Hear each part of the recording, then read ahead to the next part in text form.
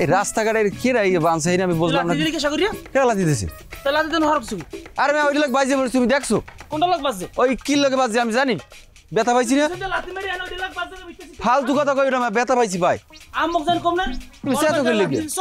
না ওইটা লাগ টাকা খাইছি এ সাগর ভাই আলমাস ভাই আমরা খালি এক জায়গায় থাকলে সারা দিন ঝগড়া করে এ আমরা কেন খবর হইছেন কি খবর কি খবর ওই যে মনা পাগলা আছে না ওরে তো খুঁজে পাওয়া গেছে হাবু ভাই ধরে ওরে সাজাই গোজাই খাওয়াই দিয়ে রেডি করতে আছে সেকেন্ড চেয়ারম্যানের লাগে ওরে বিয়া দেব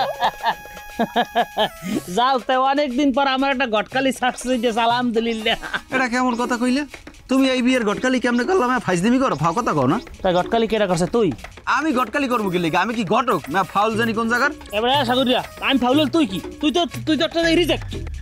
আরে ভাই আমরা দুজন এগুলো কি শুরু করছেন গত 3 দিন ধরে মনা পাগলারে খুঁজে পাইতেছে না আজগো খুঁজে পাইছে আর আমরা হেন ভাই ঝামেলা করতেছেন আমরা এখন দুজন হেন ভাই ঝগড়া করতেছে না আমরা এখন চিন্তা করবেন কিভাবে যাই মনা পাগলারে বর্ষা যাই সেকেন্ড চেয়ারম্যানের লগে বিয়ে দেওয়া যায় হ্যাঁ না তুই আমরা হেন ভাই এরকম মারামারি করতেছে না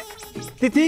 এই ফালতু ঘটক যেখানে যাইবে আমি হেনে যাবো না তুমি হেরে কই দাও হে যাও আমি যাবো না না হ্যাঁ যাবা কা তুমি আন হ্যাঁ যাবা কা তুমি তো সুযোগ সন্ধানী তুমি তো এখন যাবা না তুমি না যাওয়াটা নাটক করতেছো এইটা তো খালি মনা পাগলার লাগে একটা বিয়ের নাটক হইতেছে এই যেটা একটা যুদ্ধ না সেকেন্ড চেয়ারম্যান বিরুদ্ধে আমাদের একটা যুদ্ধ এই যুদ্ধে তুমি গাবাসানা লাগিয়ে পাগল হয়ে গেছো তুমি কিভাবে এনে সেফ জোনে সরে যাই এরপর গাবাসাই চলে যাবো এই চিন্তা করতেছো এই যুদ্ধে যাইতে হইবে সেকেন্ড চেয়ারম্যানের বিরুদ্ধে এলা খেলতে হইবে এটা আমাকে একটা বড় ধরনের যুদ্ধ তুমি এনতে পলাই যাবা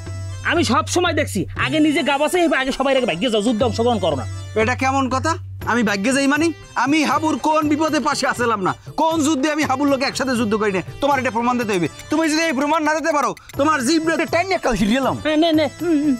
হের হের বিয়ে তো অর্থাও না দেখ মোর জিবরা টাইন হেরতারনি এই তোমার একটা মার্ডার মামলা দি সাগর ভাই প্লিজ আমরা দুজন এখন এরকম কইরেন না